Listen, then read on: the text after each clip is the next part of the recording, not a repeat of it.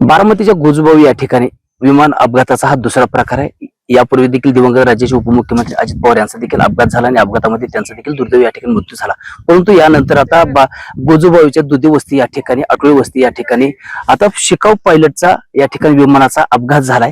परंतु या अपघातामुळे देखील ह्या संपूर्ण ह्या परिसरामध्ये भीतीचं वातावरण निर्माण झालंय. आता नेमकं याबाबत देखील शेतकरी देखील याबाबत संताप व्यक्त करत आहेत आणि यावरून आता शेतकरी देखील मागणी करतात. नेमकं शेतकऱ्यांच्या काय भावना आहेत, त्यांची काय मागणी आणि नेमका काय त्यांचा संताप आहे आणि घटना कशी घडली ती आपण त्यांच्याकडून सविस्तर जाणून घेऊ. काय सांगाल एकंदरीत घटना काय घडली, कसा प्रकार घडला काय?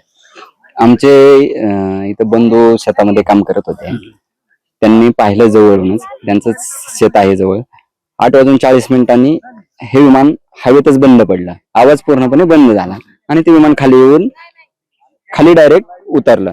हे पाठीमागं मेन लाईनचा जो मेन लाईन गेलेली त्याचा पोल आहे, त्याला धडकून विमान पुढे येऊन थांबलं.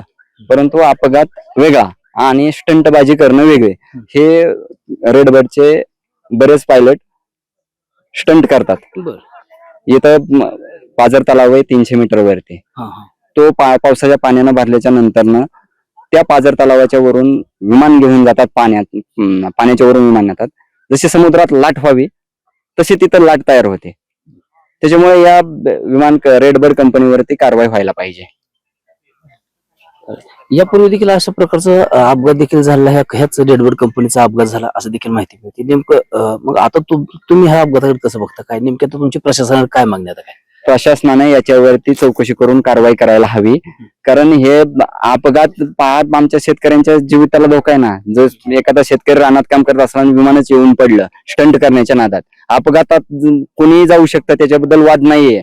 परंतु स्टंटमुळे कुणाच्या जीविताला धोका होऊ नये एवढी आमची मागणी आहे आणि याच्यावरती कारवाई व्हायला पाहिजे, चौकशी होऊ.